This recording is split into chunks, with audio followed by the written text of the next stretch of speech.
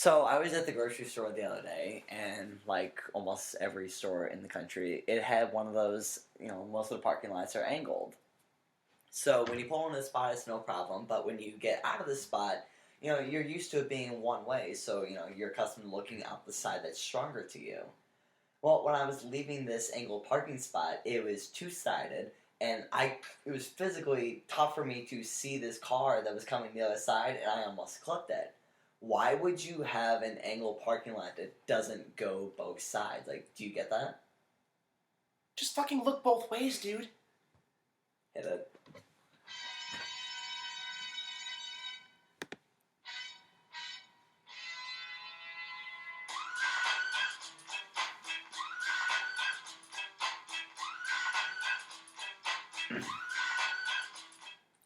Welcome to Alternative Facts, where we don't get paid, nobody listens, and we don't give a shit.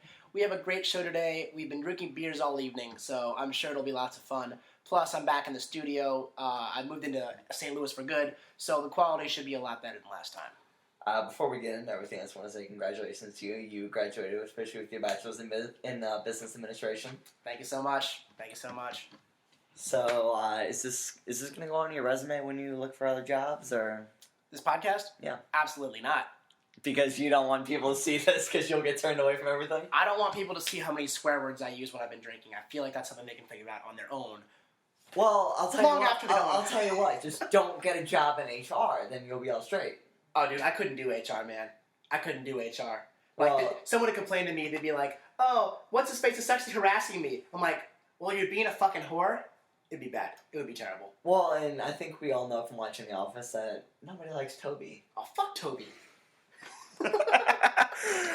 Alright, so when we decided to plan this one out, we have, we're going to go a little movie heavier today. So our power rankings are going to be our top 5 favorite movies of all time. The floor is yours. Go ahead and give us number 5. My number 5 movie is a movie that Sean and I actually saw in theaters when it was coming out, and it's The Other Guys. With Will Ferrell and Mark Wahlberg, also starring Derek Jeter. Michael Keaton was in it. I mean, that was a spectacular movie. It was hilarious. It actually had a pretty good plot, too. Yeah. And my favorite part is when he kept bribing them. They're like, "Oh, sweet, we got front row tickets to a Knicks game. Hey, wait a minute, is he bribing us? God damn it, he is bribing us." I absolutely love that. Not to bribe. I promise you, not to bribe.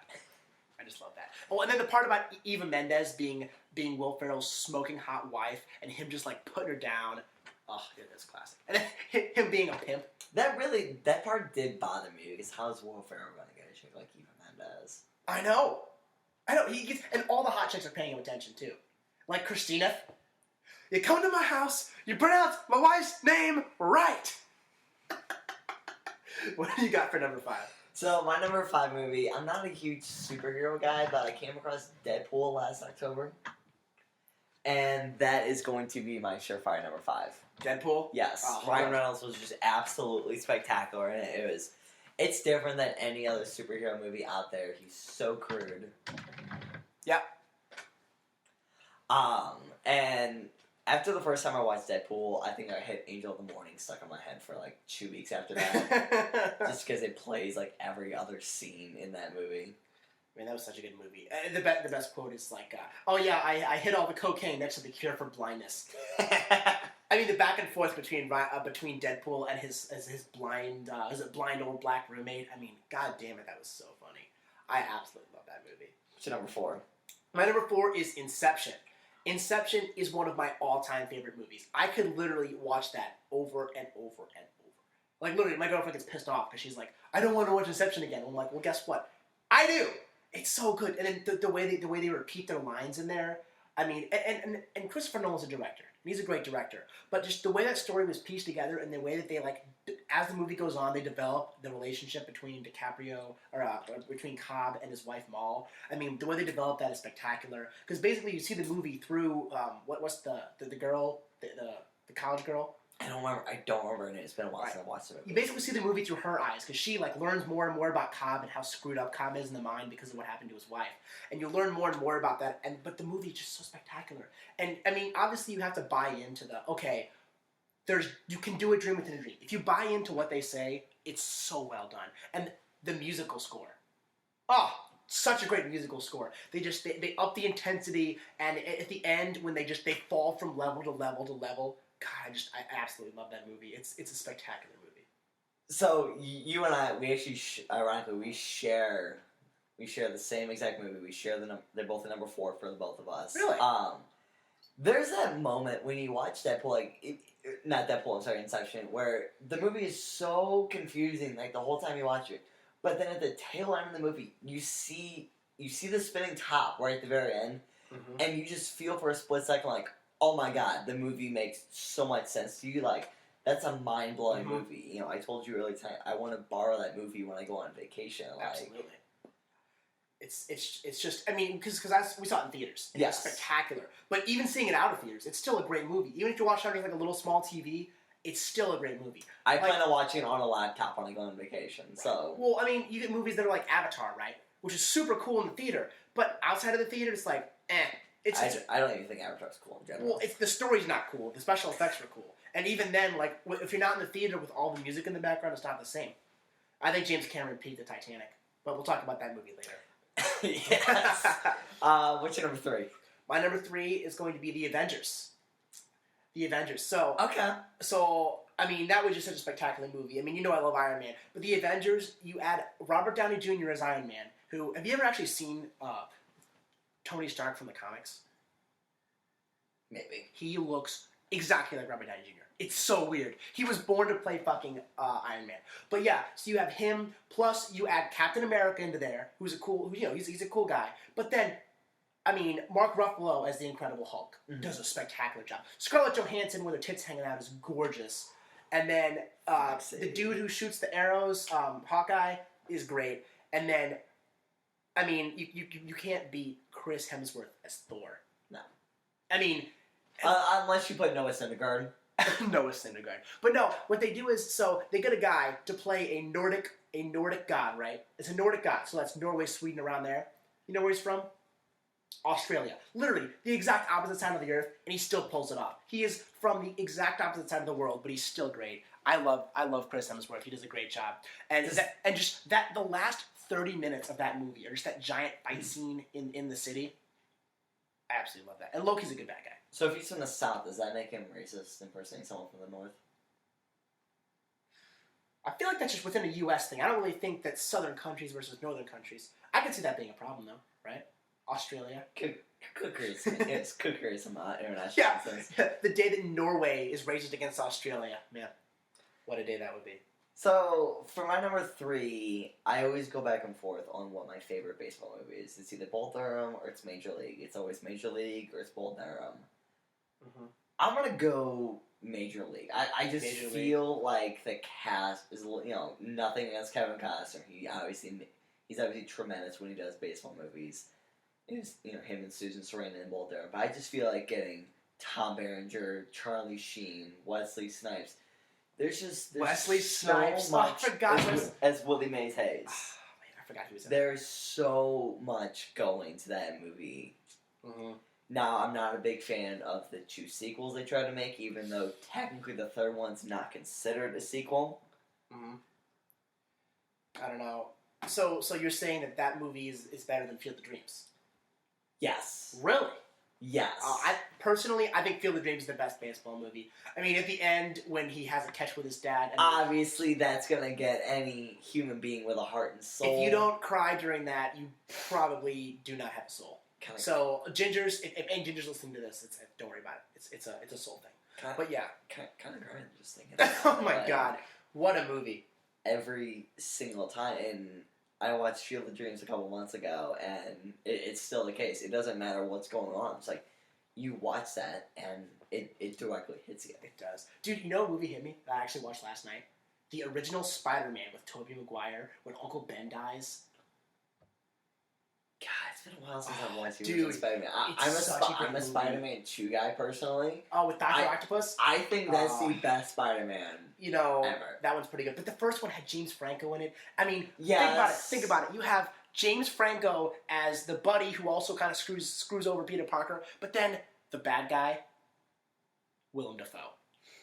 The ultimate creepy, sketchy-looking guy. I love Willem Dafoe. Willem Dafoe is a solid actor, but no, him as the Green Goblin is spectacular. I remember I watched that, and I remember Uncle Ben says, "With great power comes great responsibility," and it's just, it's a tagline of the movie. I absolutely love that one.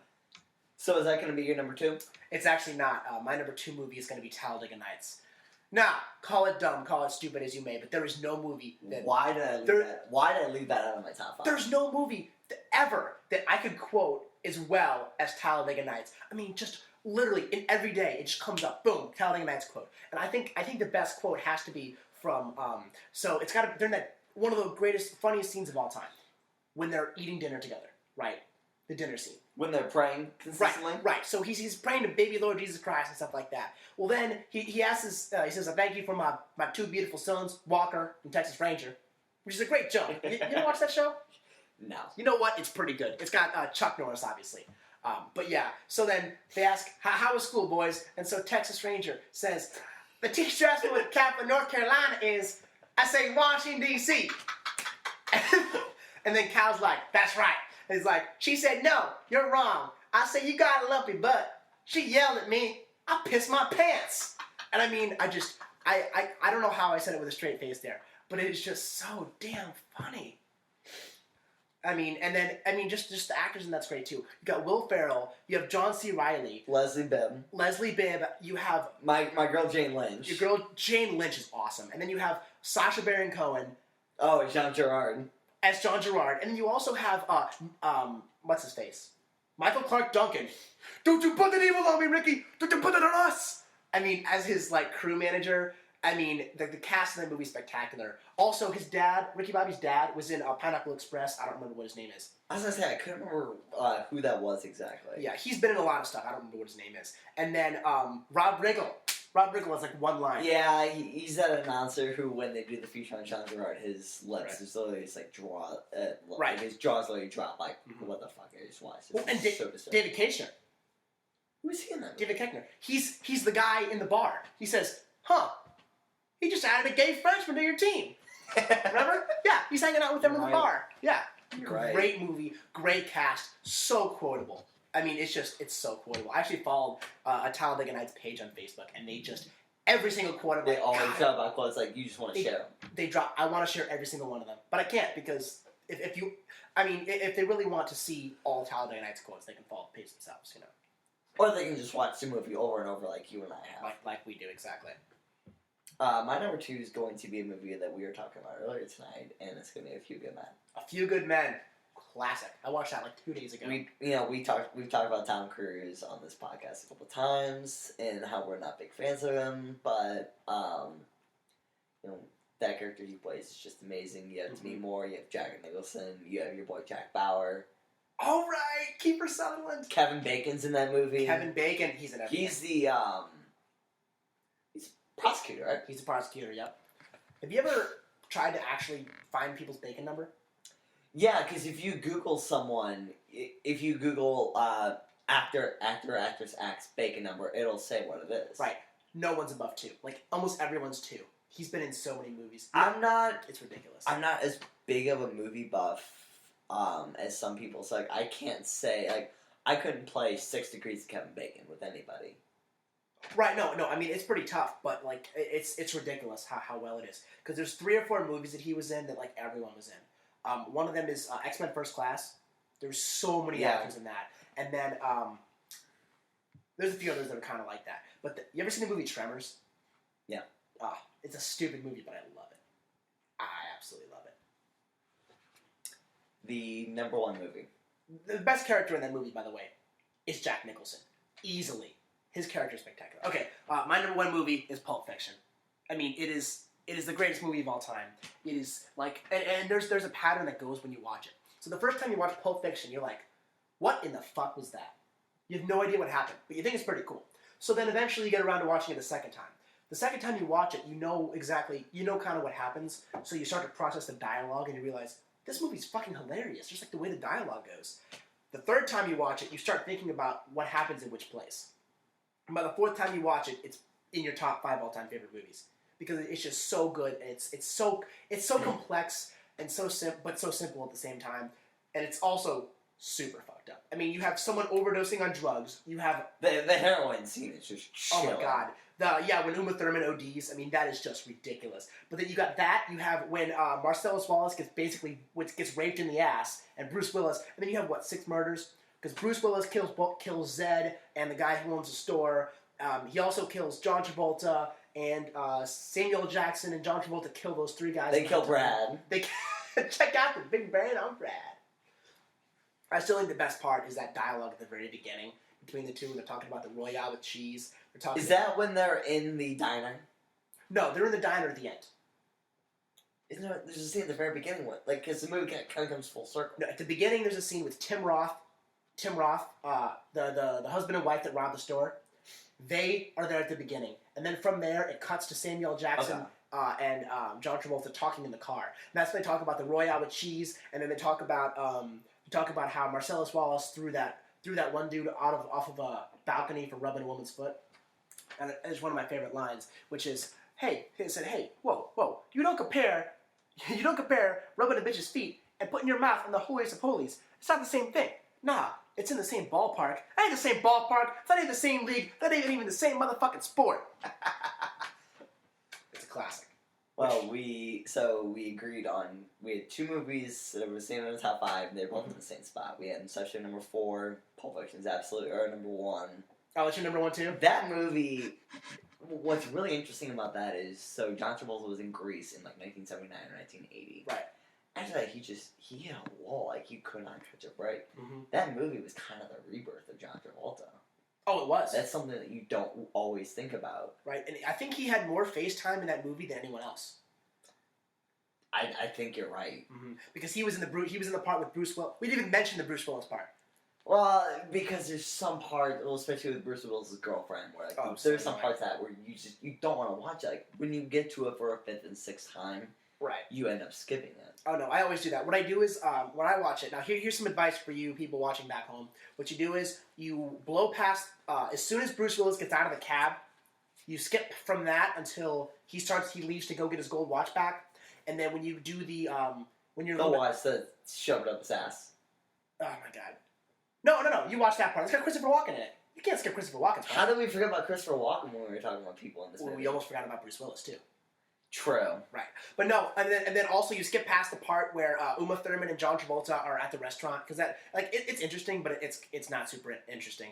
Or it's not super entertaining, It's just them talking back and forth. You blow past the date and as soon as she starts ODing, then you watch that. So, you can skip out a couple decent parts without missing a lot of the movie. You can only watch that heroin scene so many times. And of course, what's your favorite verse of the Bible? Favorite verse of the Bible? Oh, Ezekiel 25:17. Yeah, exactly. What's the movie that references, when Samuel Jackson's character dies, it has Ezekiel 25:17 on it? That was, I think, Captain America. Thank you. Winter Soldier. Yes. When Nick Fury dies. Yeah, they have Ezekiel 25:17 on his tombstone. So just the fact that Bioverse can stand the test of time 20-some years later and be put into another movie, right? You know that it's iconic. Also, 22 years later, Fall Out Boy made a song called Uma Thurman about that movie, which has the same kind of sound as the intro to Pulp Fiction. I mean, it's a movie that can just, people that have seen it are just there you go. People that have seen it are just completely different than everyone else. I completely forgot about that song. Mm-hmm. All right, so that gets. It wasn't a great song, but Nah, but still, that was kind of when Fall Out Boy was trying to get their comeback. Right. We get tempted to come back. Jury's still out on that. I think the jury's pretty much. I think the verdict's in. You can't beat Under the Court Tree. You can't beat that album. I'm sorry, but you can't. So when we were discussing movies, this was originally going to be just an all movie episode. We kind of segued away from that, but we still had a lot of movie content that we wanted to get in. So one of my problems is I have not been to a movie since November 2014. The last movie I saw in theaters was Mockingjay Part 1, The Hunger Games. Oh, that's brutal. That was the only Hunger Games movie I saw. I saw the first one. I saw the first one with whoever the hell I was dating at the time. It was awful. I wanted to punch Katniss in her face. She's so hard to like. She's a bitch. Well, it's just, you can't, it's so hard to like her. You think at some point you'd be like, you know what, I'm rooting for her. You don't even care who wins. For me, I was just waiting for it to be over. Well, and it's really awkward because I guess I was the only person in that movie theater who had Not seen the first three? Who had not read the book. Oh. So, Mockingjay is all one book. So wait, you saw part 2 without seeing part 1 or reading? No, I saw part 1 without reading the book. So, my problem was, number one, you didn't know exactly where the movie was going to cut off because it was going to be a two-parter. Mm-hmm. And everyone knew what was going to happen with, 10, 15 minutes left in the movie. You know someone's going to die. So, right. everyone around you just starts crying uncontrollably, what the hell is going to happen? And then it finally hits you. Nice. So, one of the reasons... Who the hell dragged you to that movie? Gemma. Oh, naturally. What a bitch. So, that was obviously the last movie I've been to. It's been a while. And I'll tell you what, my wallet's a lot heavier because of that. Because you go to a movie, first off, you spend $12 or $13 on tickets. Especially now that all these movie theaters have these extra fancy seats that recline and are heated and all the excess BS.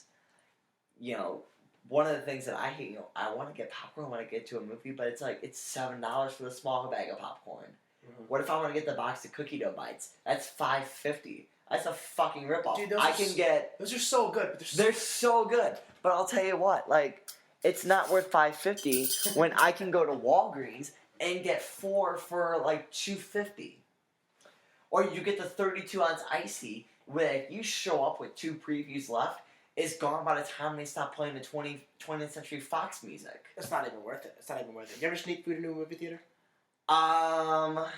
Yeah, but it was low-key, licorice or Sour Punch straws. I haven't snuck a steak or spaghetti into a movie. Oh my god, dude. We should go to a movie and ask what their spaghetti policy is. We are going to do an entire podcast about It's Always Sunny in Philadelphia soon. So, we'll reference that. That'll hopefully be this week. I'll tell you what, we should look at Fandango maybe when we take a break in this podcast and see what movies are coming out or what's out right now, and see which one we can just sneak outlandish food into. I see we go to Bandanas and take some ribs in or Raising Cane's. Ooh, I'd love to eat some ribs in a movie theater. That doesn't seem like movie theater food to me. Even though I would fuck with a baked potato in a movie. Ooh, dude, that'd be solid. I would enjoy that very much. A little butter and sour. What drives you crazy when you go to a movie? Besides, price wise. Oh, I thought you meant what bugs you in the theater. I'd be because people sit in front of me, so I can't put my fucking feet up. And the floor is so sticky. The floor is so sticky. It's terrible. It's how many people spill their goddamn drinks in here? You didn't think that many people would spend that much money on drinks, but they all do. I always wanted to work in a movie theater when I was younger, just because I thought it'd be a cool job. But especially now that I think about it, now that I'm 22, I realize, shit. They don't do it. If you don't work behind the counter, you don't do shit because they don't clean those floors. Oh, exactly. You just want to work there because Josh worked there and Drake and Josh. Is it going to put mustard on itself? He did come home smelling popcorn every single day. Oh, man. What a great show. Absolutely. Maybe we should do one dedicated to Drake and Josh. I don't know if there's enough material. There's only 4 seasons of it. True. When you talk about It's Always Sunny, that's a 12, 13 season show. Should we just do an episode where we just quote Drake and Josh? Don't even segue and other stuff? I think we should. I think it'd be awesome. Okay, so one of the reasons that inspired the whole movie theme that we have early today was I asked you one day, I was driving down to a Cardinals game and I was listening to the radio and they were talking about movies. And it got me into thinking, what are movies that you haven't seen that would just make someone just go what the fuck? And obviously, you guys listening to this probably don't know this, but I've never seen Star Wars, which meets a lot of criticism with a bunch of triggered snowflakes that I hang out with. I'm not a snowflake. I just think you're a jackass. Yeah, but you're triggered. Okay, I am triggered. I'll give you that. So, I have one big movie that I've come across that I haven't seen. What are some movies that you would say you haven't seen that would bother some people? I'll tell you one movie that I haven't. I actually ended up watching it. I hadn't seen The Wolf of Wall Street. I watched that Are you serious? I did not see that until recently. Oh, that's a great movie. I know, and everyone loved it, but I just never got around to watching it. And you know what? I saw it, and it was spectacular. It's such a cool movie. I mean, Leonardo DiCaprio is a hell of an actor. The best part was I was just like, is he gonna bang the ant? Is he gonna bang the ant? Is he gonna do it? And he finally did. It's like, I got him! He got him! I mean, it was a spectacular movie. What about you? I plan on rewatching that movie actually when I go to Florida. Smart. We're going to announce our summer vacation here coming up shortly. Mm-hmm. So, the movie that I haven't seen that would really trigger some people. We're sticking to the common theme of DiCaprio. I've never seen Titanic. I mean, the movie was made 20 years ago. How in the world have you not seen it?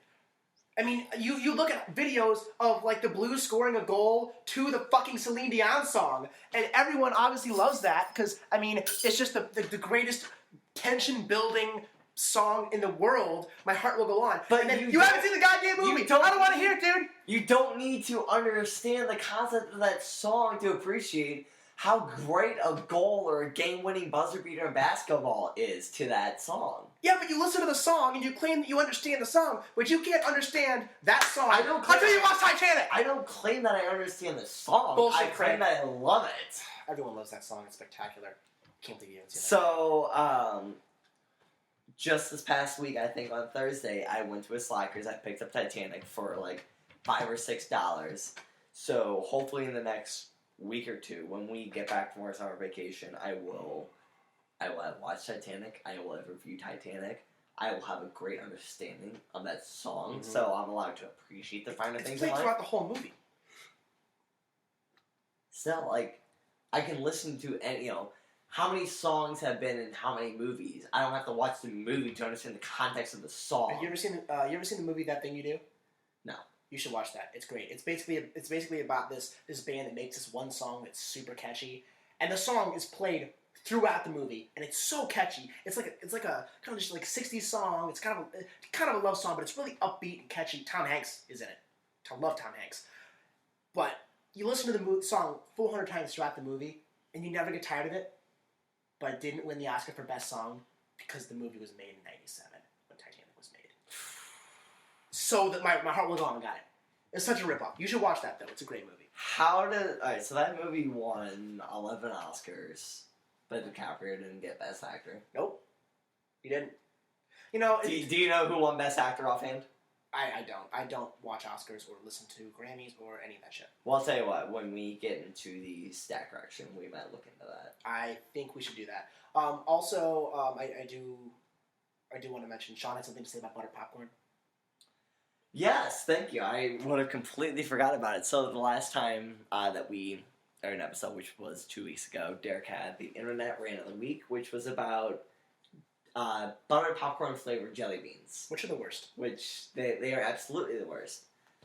So, excuse me, I came home from a night of drinking on Friday night, and next to my laptop there was this box of a buttered popcorn flavored Mike and Ike. And I didn't really think anything of it until the next morning. I saw it and I texted it. I'm like, oh my god, you'll never believe what I got. And I'm like, I was really curious because, I don't have Mike and Ike's all the time, but like I know it's almost like similar. So I tried it. First couple I had, they were okay. I'm like, you know what? These actually might not suck. Every single one I had thereafter just got worse and worse. I still have 80% of that box. You cannot. And I'll tell you what, I plan on throwing that fucking box away later tonight. You cannot trust buttered popcorn. But it didn't have the aftertaste that the buttered popcorn flavored jelly beans had. Mm-hmm. They just outright sucked. They just didn't taste good. So not only do buttered popcorn flavored jelly beans suck, buttered popcorn flavored Mike and Ike's suck. That solves the dispute of that. Right. Do you know what is good when it's flavored like buttered popcorn? Buttered popcorn. Exactly. All right. Specifically when you go to AMC theaters on Fifth Street and you get to dump your own butter on top of the popcorn. Drown that shit in them.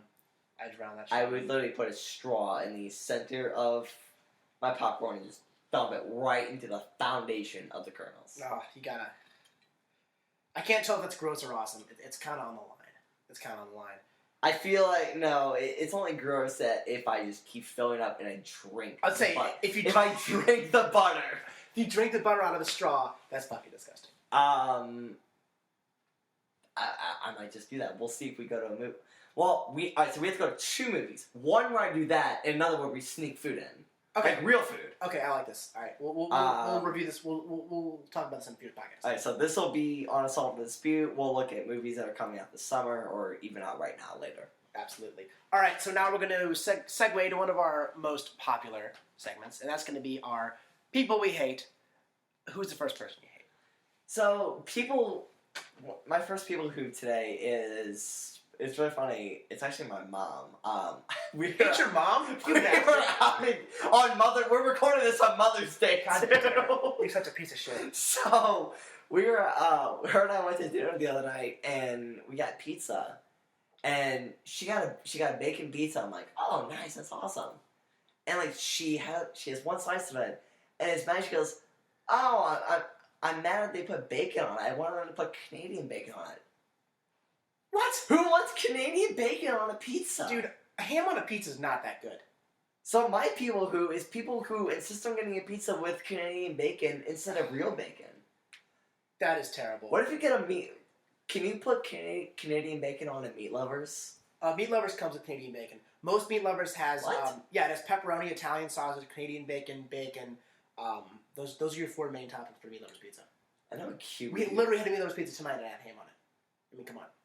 I like a cute. We have ham, but we don't offer it like that. Like if we do a Meat Lovers, we put andouille sausage on it along with chorizo. So I guess that's probably what I'm thinking of. I don't know what either of those words mean. All right, so my first people who is actually going to be something relevant to that. You reminded me of something like a minute ago. People who will ask, hey, can you give me a bottle of water from your fridge? And I say, okay. And they drink like 2 sips of it, and then they just leave it there. So they fucking leave my house, and the water has like 3 sips out of it. God damn it. Oh, it pisses me off. Especially like when people are younger, they'll do that. They'll get a water, they'll drink 2 sips out of it, they'll forget about it, they'll leave, and then I have to clean it up. I'm sick of cleaning up after people, man. Well, haven't you, you have a girlfriend, like, have you cleaned her car and she has like 17 half-empty bottles of water? Oh my god. There's so many. I have that habit, like, I have Powerade bottles in my room or Gatorade, whatever. They're always like a quarter of the way full. Like, and when I go to clean them out, like, I look at Emily's car. I hope we're cleaning her car out sometimes. It's always that way. So many fucking water bottles. Why would you get a water bottle and not drink the whole thing? The whole point of getting a bottle of water is that I'm thirsty enough to drink a bottle of water. If you're not thirsty enough to drink a bottle, put it in a cup. That's why I drink tap water. Tap water is great for you, right? Yeah, why don't you ask Flint, Michigan about that? Who's your next people who? My next people who, so this doesn't necessarily mean that I have experience with this, but people who go to a restaurant, seat themselves at the restaurant, and then complain that they don't have any service. I do not understand how that happens. So, at the restaurant that I work at, which I'm not going to disclose the name of because I'm not getting paid for advertisements and I want to keep my identity safe. And he's quitting.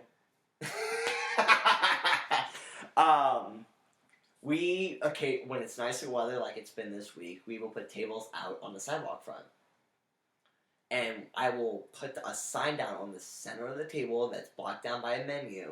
That way it doesn't blow away in the wind. Mm-hmm. And it says, table reserved for dining guests of insert restaurant here. Please see hostess inside for seating. You're the hostess naturally. I'm the hostess naturally. So you think you see that sign and you go inside and tell someone like, hey, can I grab a table outside? If you say, can I grab a table outside, I'm not going to turn you away from it. Mm-hmm. But if you just seat yourself out there and I don't know, and then 10 minutes later you come to me and say, hey, I've been sitting outside for 10 minutes and no one's come up to me, like, well, how am I supposed to know about you? Like, if I look out the window, your table's outside of my viewing spot of the window. I can't see you. Like, no one knows you're here besides you. I think what this comes down to is read the fucking sign. Exactly! No one reads it. Well, half the customers that come into this restaurant don't read the fucking menu. So how do you expect them to read a sign? That's a valid point. Signs are way bigger than the menu are anyways. So what my second people who are, I just finished college, and so during finals they always say, hey, anyone who has a hat on, like a ball cap on, turn it backwards. Why in the hell would you do that? So my professors who tell you to turn your hat backwards during a test. Like what? I mean... Is that really a thing? It is. I've never heard that. Are you serious? Every single test. Yeah. They're like, turn it backwards. I think the reason is because they want to be able to see your eyes to see if you're trying to cheat. But it's like, I'm not cheating. I'm paying to go to college. Why would I freaking cheat? Also, what? Am I going to have answers in the bottom of my... Like, the bottom of the bill of my hat? Like, come on. Do you remember at Ned's Classified when they made Cookie take a test in his underwear because they thought he was cheating? Yeah, I do. That was pretty great. Got any more? That's all I got. Do you have any more? I have one more. So, people who make Facebook posts so long that you have to press the see more button. Oh, yeah. I don't want to see more. I really don't care. If you, I mean, like, I don't want to sound like Twitter, but if you can't fit your intelligent comment in 140 characters, is it really worth it? Short, sweet, to the point. And Facebook gives you like 200 characters before you have to do see more anyways. You're filling up like 5 or 6 lines. I've never had to post, I mean, since probably junior year of high school, I've not had to post this that long, because I don't need to. Hell, I don't think I've ever had one that long. Well, usually it's political stuff, like, oh, people who are... Yeah, that's very true. Like, well, what did that one bitch say? She's like, oh, everyone who's white doesn't know what it's like to be on minimum wage, blah, blah, blah, blah. I'm white, but I think white people are stupid. What a bitch. I mean, considering most of the people that I work with are below minimum wage because I work in a restaurant, you can go talk to them. Yeah, I think the payment, I think wealth distribution has a little bit more to do with race.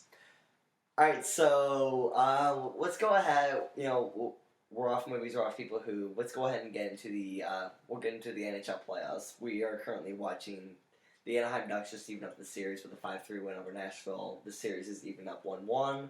Last night, the Ottawa Senators took a lead in their series over Pittsburgh, stealing one on the road. And, of course, you know the old adage. That's right. The series doesn't start until someone wins a game on the road. Bingo. So, our Final Four teams are the Ducks, the Predators, the Senators, and the Penguins, obviously. We are obviously upset. Like, it's hard for us to watch this because the Blues are out. Dude, okay. I'm just so pissed off about how poorly the Blues played in the second half of Game 6. I'm not going to go on a rant, but it's pissed me off, so. I'll get over it when we win the fucking cup. All of us were wrong. It turns out it was not the Washington Capitals' year.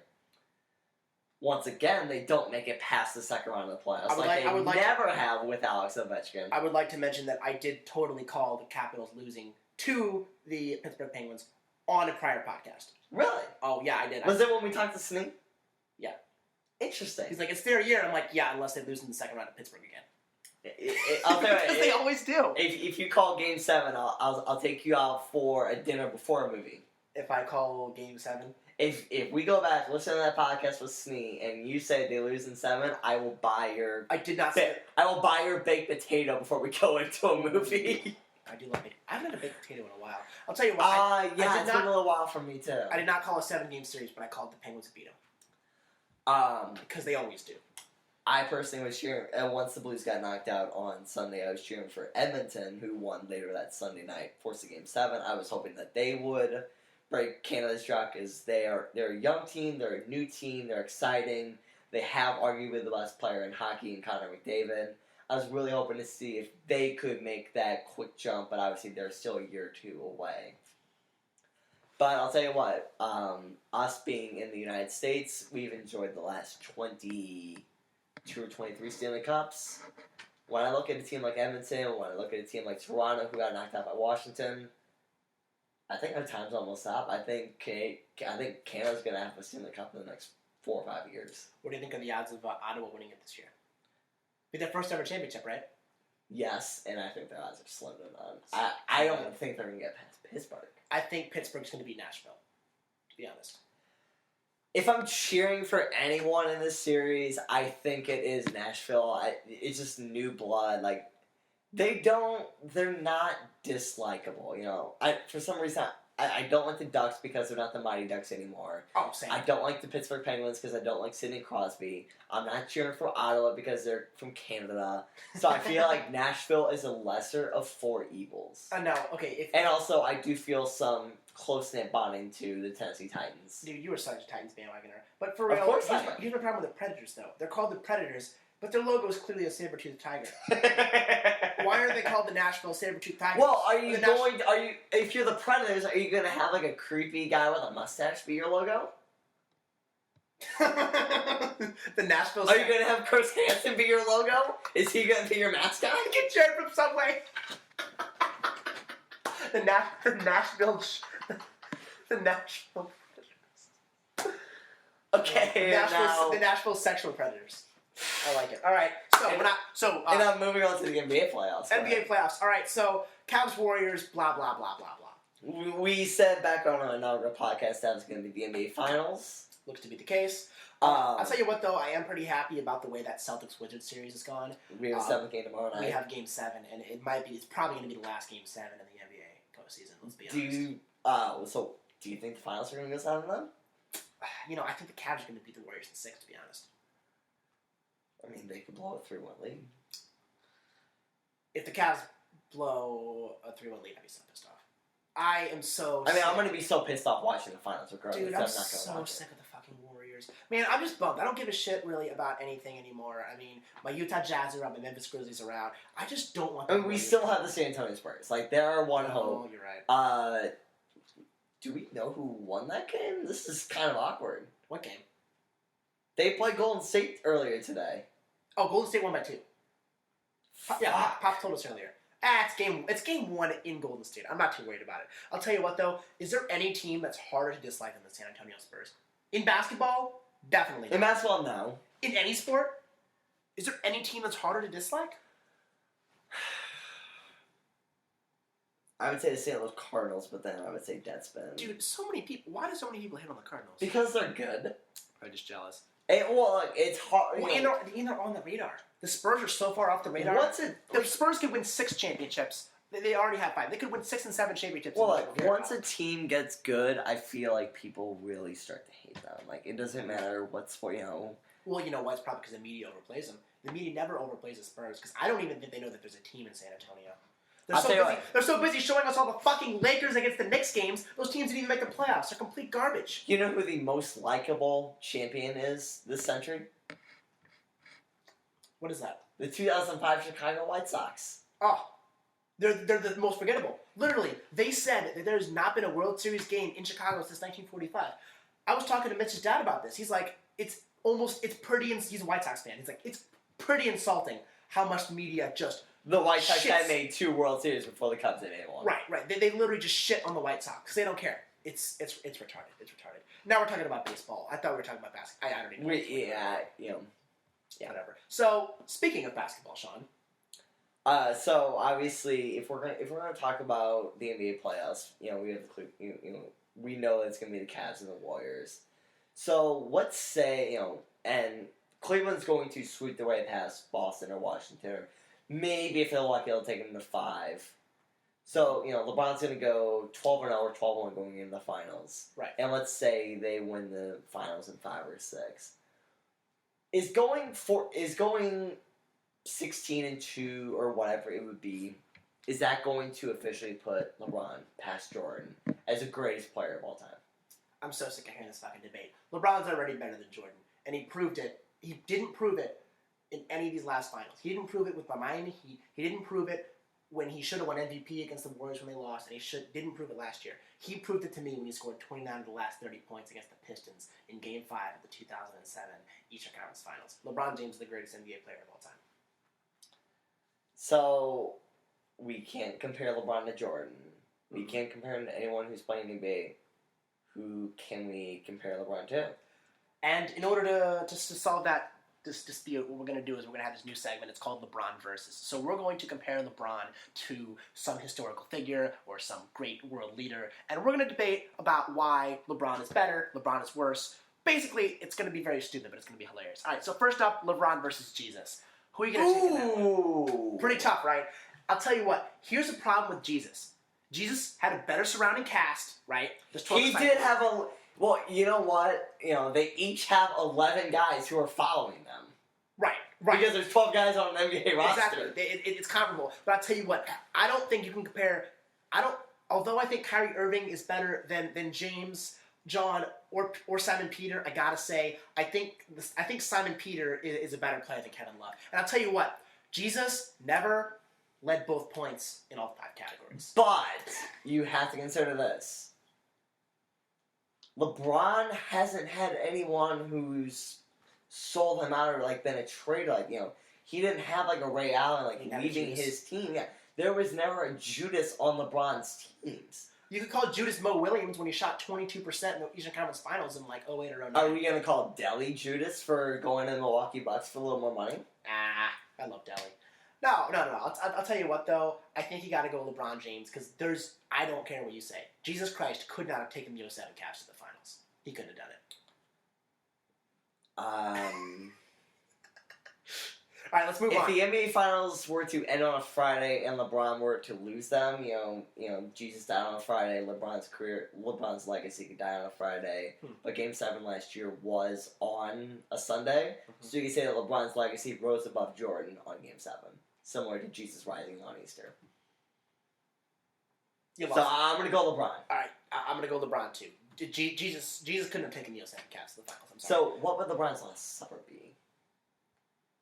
Would it be? It was the last. Would it be the playoff series before he went to before he left Cleveland? I think walking onto the Boston Garden. I think it's against the Celtics. His last supper with whatever schmucks were on that stupid Cavs team. All right. So next we got LeBron versus the 300. The 300 of Sparta, who staved off the Persians for a very long time. Well, they were being outnumbered 12,000 to 300. Who do you think would win? And I'm gonna have to go with the 300 here, and it's because of Gerard Butler. I freaking love Gerard Butler. That dude is a badass. I'll tell you what, I don't think LeBron can play defense the way that Sparta played defense. I mean, just the strategy alone. The, bottleneck strategy, keep him in where, we have a small front. I don't think LeBron James is a good enough defender to go against the 300. So, let's say that LeBron is the 300 and he's facing the field of 12,000. Mm-hmm. There are 29 other teams in the NBA. You have 12 players to your roster. That's 348 players and 348 other players in the NBA. So the 300 is obviously better than LeBron. So that's what we have to talk about LeBron's legacy coming up next. Bro, 300 better. You lost me there. I'm sorry. What? The 300 beats LeBron. Gerard Butler beats LeBron. Absolutely. All right, next up we have LeBron. We got LeBron versus Ditka. Now, we're going to have to go a little bit old Saturday Night Live for this. With the super fans. The super fans. So, my real question is, who would win in a fight? LeBron James or Mike Ditka? What do you got?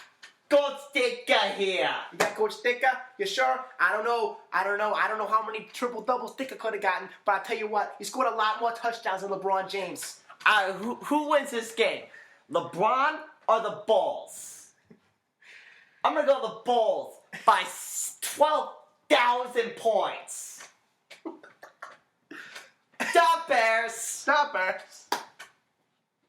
Oh, man.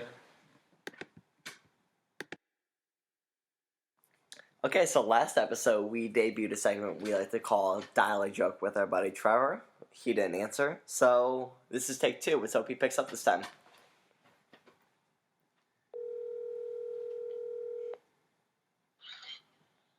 Hey, what's up? Oh my god. Hey, Trevor, it's the guys from Alternative Facts. Do you want to hear a couple jokes?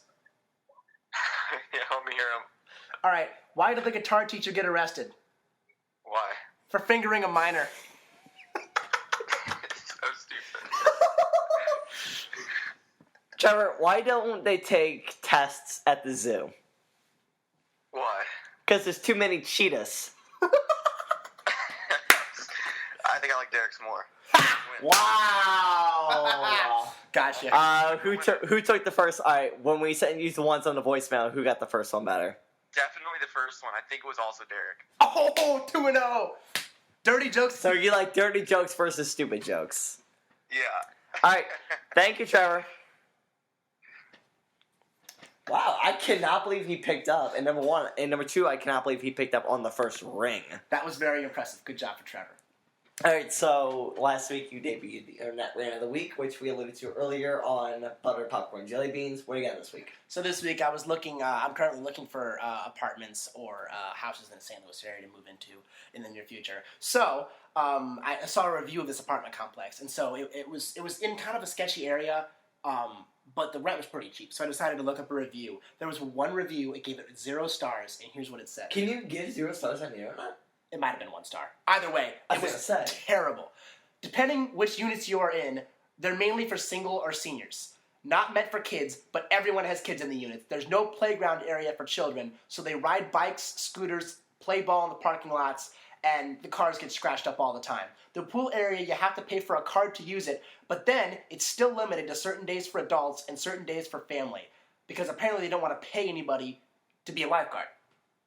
The pool is not clean on a regular basis, so people have had their feet cut from debris at the bottom of the pool. Teens are smoking and selling drugs throughout the complex and run through the buildings when the police come. They have been seen hiding drugs in bushes and trees so they don't get caught with drugs on the person. The dog weight limit is not enforced at all. There's pit bulls and Rottweilers all over the place. I've even seen a unit that has a small pony living in it.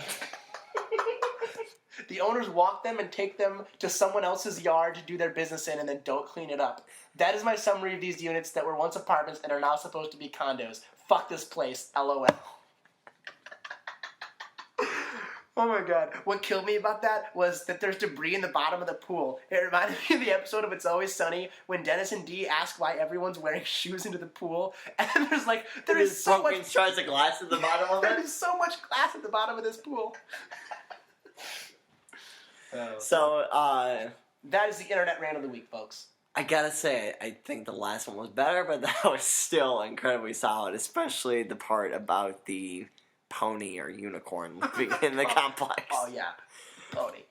So, over this past week, we've been looking at certain things that we have said in previous podcasts that have later been proven to be statistically inaccurate. We're going to go ahead and just clarify them. If you're offended, we apologize. What was the first one that you came across? I don't apologize if you're offended. So, we screwed up a lot, especially in the last podcast. The last podcast, we said that Eric So, Berry... maybe we shouldn't drink while we do this. I disagree. Last podcast, we said that Eric Berry stripped the ball from Kelvin Benjamin. It was actually Marcus Peters. That was my bad, personally. I know we were talking about the Chiefs' defense and how they make plays. It was actually Marcus Peters that stripped the ball from Kelvin Benjamin. So, I'm sorry about that. I would like to confirm that the Golden State Clippers are not an actual basketball team. It is the Golden State Warriors and the Los Angeles Clippers. All right, and also we were talking about the last time the San Francisco Giants made the playoffs in an odd year. So they haven't made the playoffs in an odd year since 2003. Lost to the Florida Marlins. They lost to the Florida Marlins. However, they've won 3 World Series in even years since then. How in the hell did they do that? And they won, and I also said they lost a wild card in their last playoff appearance, which was last year in another even year. Right. They beat the Mets in the wild card game, lost to the Cubs in the division series. Mm-hmm, exactly. So they made the playoffs twice in the last 15 years, in odd years, and they've won 3 World Series in even years. It makes no sense. So finally, we said that the last time that Rodgers and Roethlisberger played each other was 2009. Because we were talking about the best games looking forward to this coming NFL season. Right. Turns out we completely neglected that they played each other in the fucking Super Bowl. So, sorry about that. I really don't know how we neglected that one. I think we were just so distracted because I know I really wanted to talk about that game because that was the game in Pittsburgh because that was an incredible game. The other one, it's not on here. I remember. I told you before we started recording this. There was something in the first podcast that we screwed up. It was something I screwed up. I said that Tom Cruise was in the movie Philadelphia. It was Tom Hanks. Ah, that's pretty bad. Tom Hanks is way taller than Tom Cruise. So next up, we're going to go to one of our classic segments. It's going to be Word of the Day. So my Word of the Day I came up with about an hour and a half ago. It's the word ajar. So it's when a door is slightly open but not completely closed. I don't remember what exactly the context was, but I said that the door was ajar. I don't remember what we were talking about. Yeah, but it was like the door is ajar. And it's like, wow, when was the last time I used that word? It's a great word, ajar. So I'm a big shenanigans guy. Like, I always love using the word shenanigans, but you know what's better than shenanigans? A synonym of it. Tomfoolery. Ooh, tomfoolery. When I say I've had enough of your tomfoolery, that word makes me laugh every single time. So tomfoolery is going to be my word of the day. Oh, that is an old school word. That's a throwback to probably, the 40s or the 50s? Yeah, probably. Something like that. All right, parting shots before we wrap this up. Who do you got? My shout-out is going to be to the band Guns N' Roses, my probably favorite band of the 1980s. They're finally coming back to St. Louis for the first time since the early 90s. In case you guys don't remember, in the early 90s, there was a concert at the Riverport Amphitheater. In case you're listening in 2017, it's the Hollywood Casino Amphitheater. Yeah, it used to be. Last time I went there, it was the Verizon Wireless Amphitheater. So what the hell do I know? But so what happened was there were a bunch of innocent people in the stands that wanted to take videos, take pictures of the performance, which wasn't allowed back then. So good old Axl Rose decided to get his panties in a very, very large bundle. And so what he did was he decided, hey, I'm going to jump off the stage and try and attack a fan. Turns out, didn't go very well for him. What happened was he actually ended up causing a riot. So I think this time what we should do is in St. Louis, we should create a riot on our own to show him that we're not apologizing to you, you're apologizing to us. And that's my shout out of the day. My shout out is actually going to be pretty simple. It's going to be to the St. Louis Cardinals. We have won, I believe, 8 of our last 9 games. We've taken over first place in the NL Central. And I think the best feeling out of this current run the Cardinals have been having, besides the dramatic comeback wins, is we took 2 or 3 from the Chicago Cubs this weekend. Woo! Like, how good does that feel? Dude, fuck the Cubs, man. Any time that we can beat the Cubs in a game, shut them out in a game, or just even win a series, even if it's here at Busch Stadium, it's an awesome feeling.